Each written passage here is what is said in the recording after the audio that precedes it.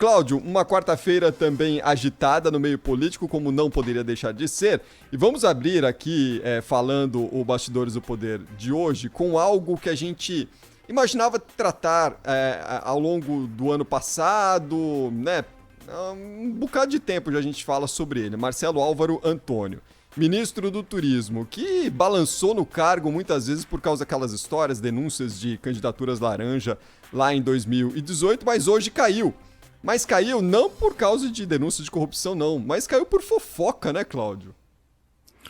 Exatamente. Ele contou fofocas e reclamou do ministro Luiz Eduardo Ramos, que é o ministro-chefe da Secretaria de Governo da Presidência da República, e é muito ligado ao presidente Bolsonaro, está ali todo dia, né? Eu não digo que está na antessala, mas está bem próximo. Eles trabalham até fisicamente muito próximos, né? Então, houve ali uma divergência, o ministro do Turismo achou de usar as redes sociais, um grupo de WhatsApp para detonar o ministro, chamando ele de traíra e coisas do gênero. O ministro ficou sabendo que o cargo dele foi sugerido pelo general Ramos para colocar ali no jogo das articulações políticas, coisa que, inclusive, não está confirmado não que tenha acontecido isso, mas foi o que ele imaginou ou soube, e o fato é que ele detonou com o general Ramos. O presidente ficou horrorizado com aquilo, mandou chamar o ministro para uma conversa. A conversa não deve ter sido muito boa para o ministro, que ele saiu já do gabinete demitido.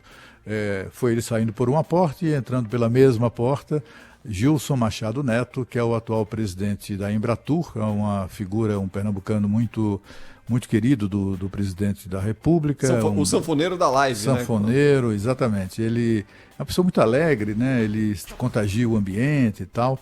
Ele logo em seguida foi recebido pelo presidente, então o que temos é a demissão do ministro do Turismo e a nomeação, a eventual nomeação do presidente da Embratur, Gilson Machado Neto, para esse cargo. Vamos aguardar para a confirmação dos acontecimentos. Palavras duras mesmo do Marcelo Álvaro Antônio nessa mensagem distribuída aí aos colegas de ministério.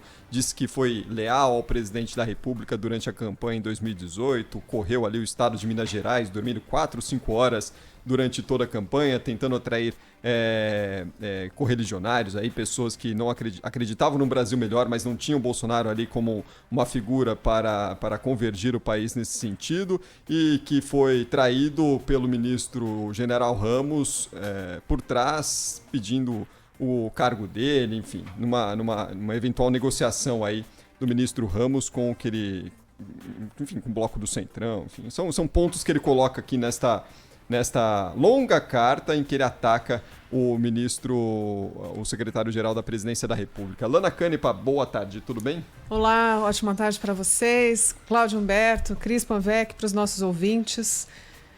Já chegando no meio da polêmica aí, né? E Cláudio, até que ponto essa saída do Marcelo Álvaro Antônio pode estar ligada, de fato, à questão da disputa lá na Câmara dos Deputados e um apoio do presidente da República ao Arthur Lira, que inclusive lançou candidatura hoje à presidência da Câmara, hein? A informação que eu tenho, inclusive dos próprios personagens, né, envolvidos nessa candidatura que é vista com simpatia pelo Palácio Planalto, é que não tem negócio de cargo, não. Não tem mesmo. Enfim, pode ser até que isso pinte depois, mas por enquanto não vai ter. Houve até e ainda há, né? Enfim, pessoas no Palácio Planalto que acham que o presidente chegou a hora do presidente dar uma virada, fazer uma reforma ministerial bastante ampla, né? Substituindo a maior parte dos ministros, etc., exatamente para, digamos assim, ajudar nesse processo de eleição das mesas diretoras da Câmara e do Senado. O presidente vem mantendo o mesmo discurso, no sentido de que não vai usar cargos de ministro para fechar acordo político de apoio partidário e coisas do gênero, né? O que ele tem dito, essa coisa de ministério de porteira fechada, né? Como aconteceu desde os governos lá atrás do Fernando Henrique, etc., no presidencialismo de coalizão. Isso, diz o Bolsonaro, não acontecerá. ele não abre mão de escolher cada um dos ministros que compõem o seu governo. Ele não vai admitir que a escolha seja feita por nem que seja por indicação, enfim, por pessoas estranhas ao governo, por um deputado, por um presidente de partido, por um partido, né? Então, não há essa expectativa, não. É claro que está sempre aquela desconfiança, as pessoas ficam olhando assim, será que haverá um presidente que vai resistir à tentação, né? É provável que ele não resista à tentação, mas neste momento agora não tem nada. Até o próprio PP, o Partido Progressistas, né? O presidente do partido que nós entrevistamos no Jornal Urgente, o senador Ciro Nogueira, ele afirmou a mesma coisa. A única porta aberta que ele disse foi o seguinte, que que nada impede que o presidente escolha alguém que eventualmente seja filiado ao partido para compor a sua equipe. Mas isso não vai ser produto de indicação partidária. Não, se é assim, está valendo também, né? Está valendo também, o partido de alguma maneira se sentiria contemplado.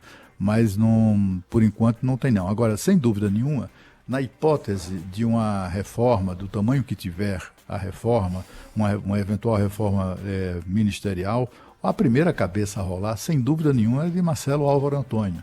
O ministro do Turismo, ele foi responsável por boa parte do desgaste no primeiro ano de governo, com as denúncias de envolvimento dele naquela coisa de candidaturas fantasmas, né? Laranjas, sobretudo, né?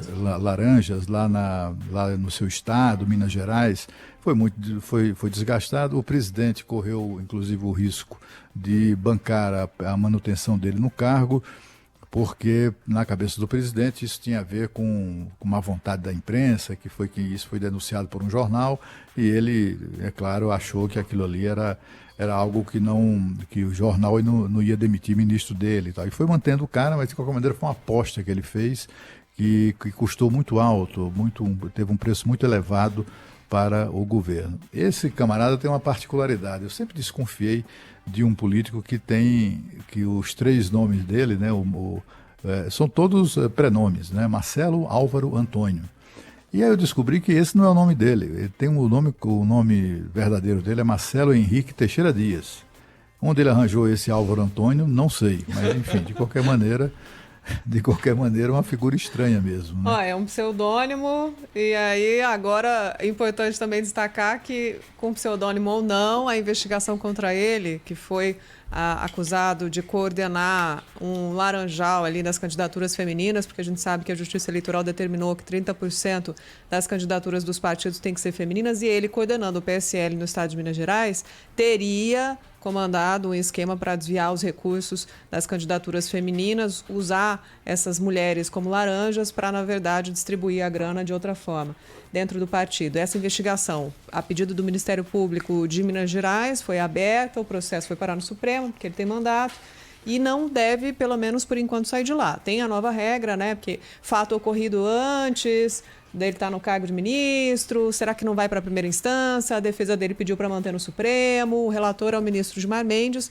Tem ali uma investigação correndo que, por enquanto, não muda nada, mesmo porque ele volta para a Câmara, né, Cláudio Humberto? Me corrija se eu estiver errado, ele tem um mandato, né? Deputado federal, volta para a Câmara dos Deputados, continua exercendo o mandato por lá. Agora, é interessante essa acusação de crime de colarinho branco não ter motivado uma demissão e, tanto tempo depois, uma picuinha, né, briga em grupo, ter provocado uma demissão, no caso, no momento em que se fala em uma possibilidade de reforma política, aproximação do Centrão, um candidato próprio na Câmara. Tem todo um cenário a ser observado nesse caso.